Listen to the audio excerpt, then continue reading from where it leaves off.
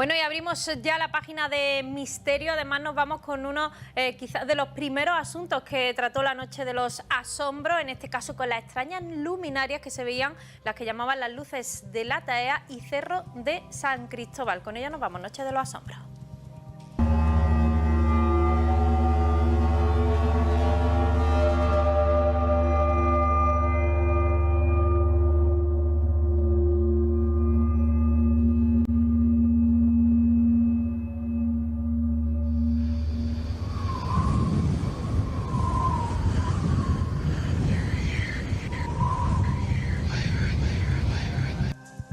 Bueno, y Ramón y Chema ya en esta mesa. Buenas noches, chicos. Buenas noches, María. Bueno, nos vamos casi al origen de la Noche de los Asombros, en ese misterio que eran esas extrañas luminarias, las luces de la Taea, del Cerro de San Cristóbal. Contadme un poquito todo esto de qué va. Recordar que fue el primer programa que hicimos en la pandemia.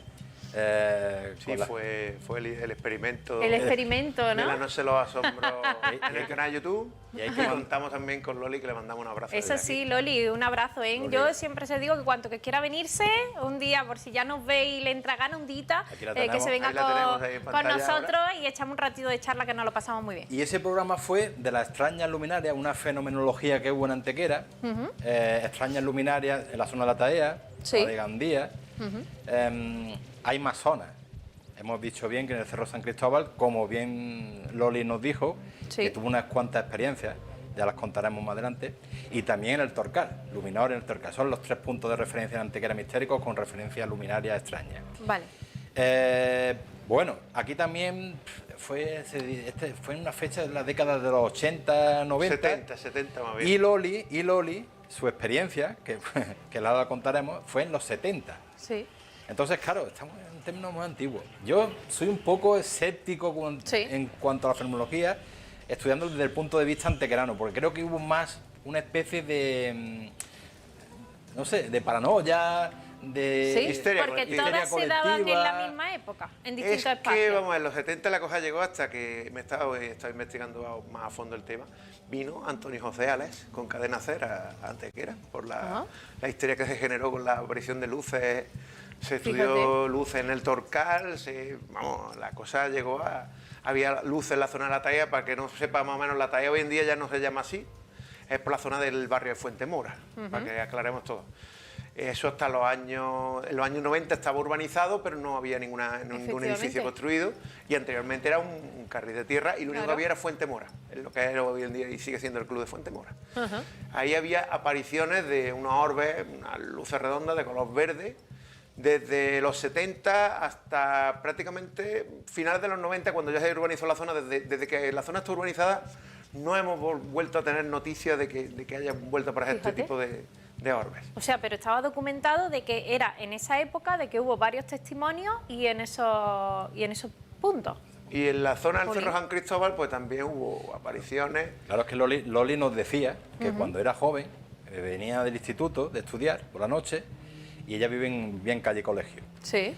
Ella lo que vio era una especie de fogonazo de rayo que iluminó todo el cerro, el Cerro San Cristóbal, y se quedó muy extrañada. Le preguntó a su padre, fíjate las explicaciones, luego veremos las explicaciones de los antequeranos de estos fenómenos. Decía que en aquel tiempo estaban buscando al Lute. Al famoso bandido, ¿no? Sí, sí. Y decían que eran las linternas que lo estaban buscando. Que además... Linternas, bengalas, se llegó a decir que eran bengalas también. Otra cosa es que también... O sea, que eran luces con una potencia. Sí, sí.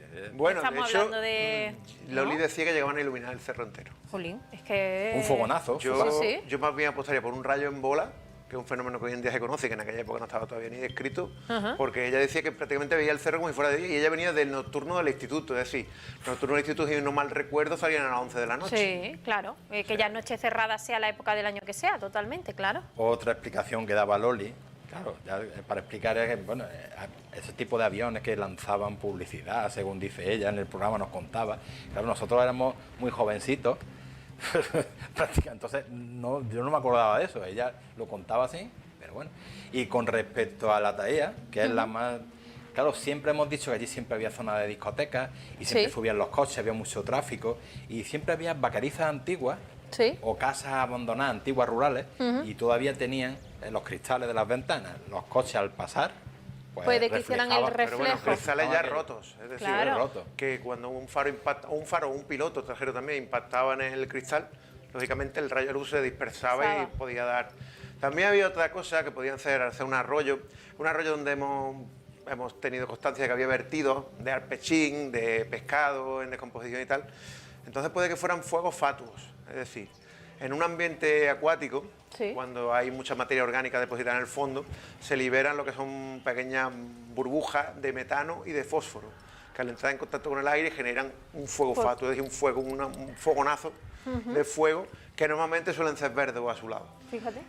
Pero el problema está en que había testigos de la época, ya de los años 80, ya de la época de la discoteca, del famoso kiwi, de la famosa lataeta, que decían que los orbes se comportaban más bien como un fufaite, es decir, que perseguían al testigo.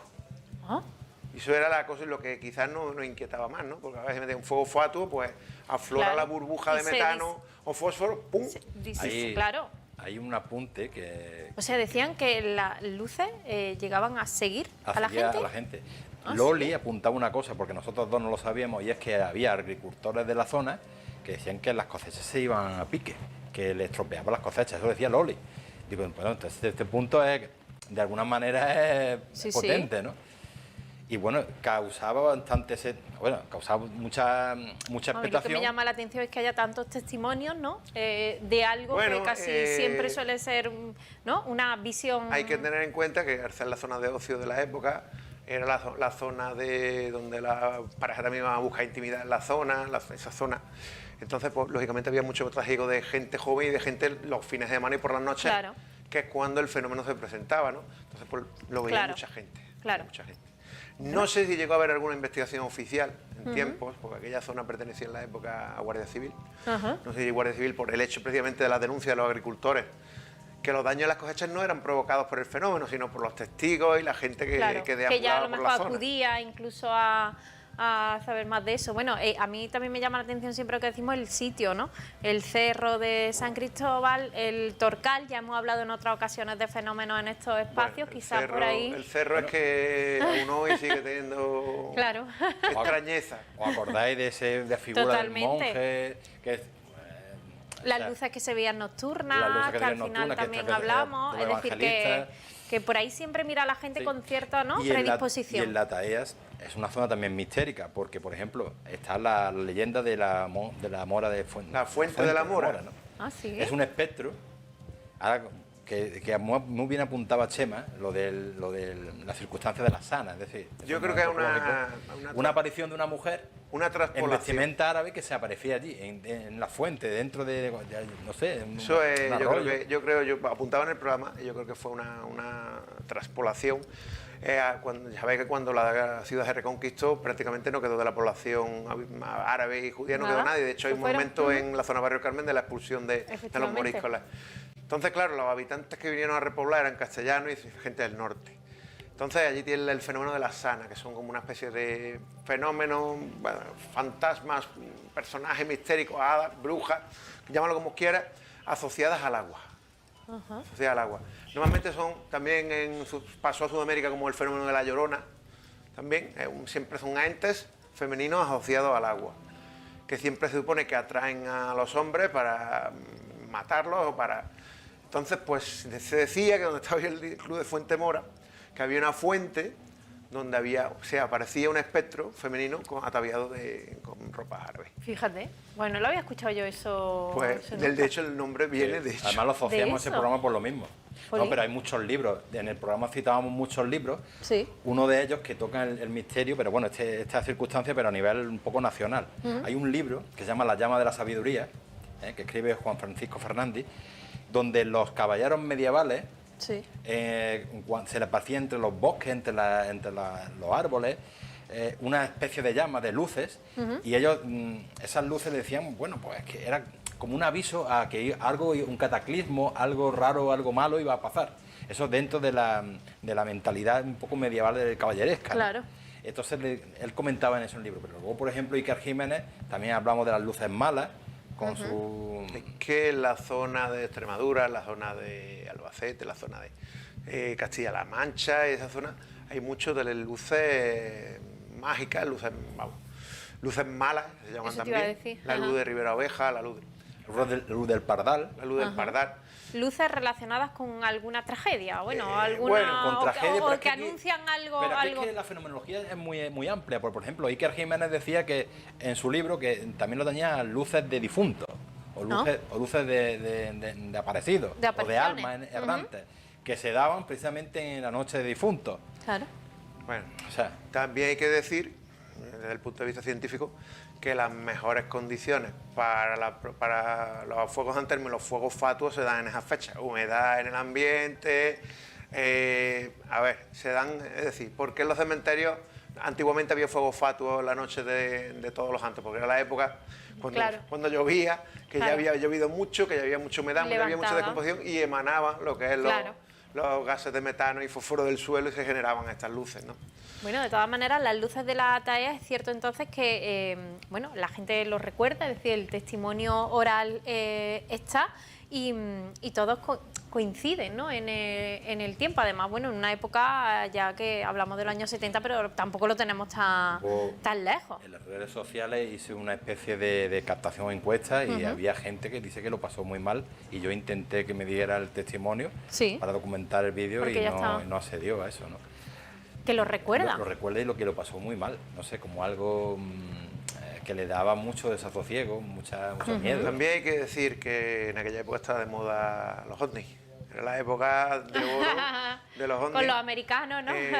No, en Antequera y en España. De hecho, era la época de JJ Benítez, era la época de la radio, pues Antonio José Ales tenía un programa en Cadena C después de hora 25 de madrugada, que todos los días hablaba de eso, claro. Y la había radio en aquella época, claro. a ver, en aquella época televisión había 2 cadenas nada más. Claro. Y la gente era muy consumidora de radio. La radio, además después de José María García, que era el que estaba en hora 25 en la época, que era el programa de más audiencia, y después venía Antonio José Ales.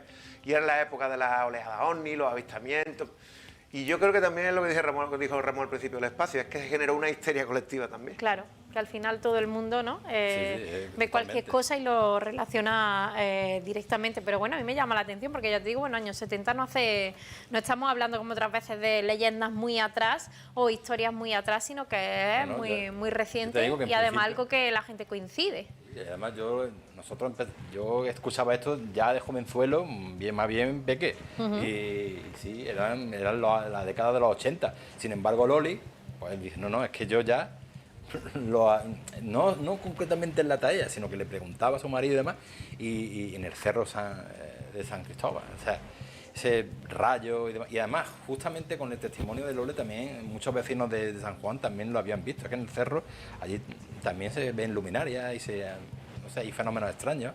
Es curioso. Bueno, ese sitio ya hemos dicho muchas veces que encierra muchas cosas, igual que el Torcal, ¿no? Son espacios naturales que por lo que sea la energía, ¿no? Parece circular de otra manera. Mucha energía, no vamos a entrar mucho en el tema porque tenemos, de hecho, hasta una experiencia personal allí. Claro. En el Torcal también había una chica que explicaba un fenómeno que eran las luces de terremoto. Es decir, el Torcal, cuando hay una placa sísmica que se mueve... Un pequeño movimiento sísmico, sí. Las placas tectónicas se mueven y eso genera una especie de energía que da una luminosidad y que de alguna vez está previendo que haya un... En realidad son como una especie de descargas de estática. Ah, vale, Al rozamiento de las placas tectónicas se genera una descarga de estática que sale en forma de luminaria a la atmósfera. Luminaria, claro. Y a lo mejor de hecho, el fenómeno está estudiado, uno de los más importantes que hubo en el 1989, pues que se llegó a notar en la ciudad. Cuando éramos pequeñitos nosotros más o menos, yo ya era adolescente, para tener pequeñito, yo era adolescente, se iba a estudiar y 2 o 3 años después, yo estudiando en Granada, en la Universidad de Granada, mi profesor de física me lo comentó porque estaba realizando una tesis sobre ello. Fíjate. Sobre el movimiento, o sea, el terremoto, pequeño mini terremoto entre comillas que hubo en el Torcal de Antequera en el año 89. Oye, mira, qué tema tan interesante, ¿eh? No lo había escuchado nunca, por ahí podríamos tirar también otro... No sabía que había habido movimiento sísmico en el Torcal, de todo lo que hemos hablado del Torcal. Torcal. No solo en el Torcal, estamos en una zona sísmica, ¿eh? Sí, el epicentro de Granada. Bueno, eso te iba a decir, no más pegado a Granada, quizás, pero si no... Estamos dentro de la misma placa, Torcal, o sea que... emergería de todo eso, claro. Madre mía. Bueno, pues oye, me lo apunto porque me parece un tema muy interesante para para tocar. De hecho, tenemos aquí hecho un plan de emergencia de terremoto. Entiendo que por ahí también irá el asunto y seguro que hay gente que podemos hablar que nos explica en qué momento estamos en ese sentido. Bueno, pues como siempre invitamos a todo el que tenga un testimonio, el que tenga algún recuerdo que le contaran en casa o un recuerdo personal, en que ya sea a través de ese canal de YouTube, una Noche vivencia, de los Asombros. todavía seguimos recogiendo testimonio porque es una historia interesante y no la tenemos completa, es decir, la dejamos muy abierta cuando hicimos el vídeo y sigue a día de hoy muy abierta. Efectivamente. Loli apuntaba, es que es muy curioso, porque Loli apuntaba que no solamente las luces, sino ella englobaba un poco, dice, es que yo en esa caja de colegio, es que allí me la vendieron a mí, yo habitaba, pero es que había un fantasma. Y ya Chema le explicó, bueno, fantasma, que era algo físico o algo más bien tipo asombro, no, es que a mí me la vendieron como que allí había un fantasma en esta zona, porque dice, era un antiguo batán, que también tiene muchas referencias Chema. Sí, mi abuela, mi bisabuelo tenía uno en la zona del arroyo de la Magdalena La Taea. ¿Ah, sí? Sí. Ah, bueno. De hecho, en la ruina todavía, desde el Hotel La Magdalena, se ven las ruinas del batán de mi antepasado. O sea que... Jolín, qué guay, Ana, que... Sí. Pero bueno, toda una fenomenología que engloba, ¿no? Efectivamente, al final todo reagrupa, se une. Bueno. Pues nosotros invitamos a todo el que eso tenga una vivencia, haya escuchado del asunto. Por cierto, que nos han escrito también en aquello que hablamos del reloj de San Marcos. Alguien ha escrito diciendo también que bueno, que lo recuerda, ¿no? Que recuerda de escuchar a su abuelo y a sus padres hablar del tema, así que le invitamos a través del canal Noche de los Asombros que nos dejen los comentarios, si no ya saben a través de nuestras redes sociales, que nosotros también le daremos cabida y seguiremos tratando todos estos asuntos. Bueno, chicos, pues buena semana, ¿eh? Una semana. Igualmente. Nosotros tenemos una semana durillas ¿no? quedan, ¿sabes? Pero bueno, intentaremos mucho ánimo y adelante. con cosas como esta, que es para lo que sirve, ¿verdad? Olvidarse de la rutina relajar, y de otros, entre comillas. la mente, relajar la mente, sí, pensando en otras cosas. Bueno, Chema, Ramón, muchas gracias. Gracias a vosotros. Gracias siempre. Bueno, y nosotros ya saben, vamos a aprovechar los últimos minutos del programa para repasar la agenda. Estamos a las puertas de la noche en blanco, pero hay también más actividades de las que disfrutar en Antequera y la comarca.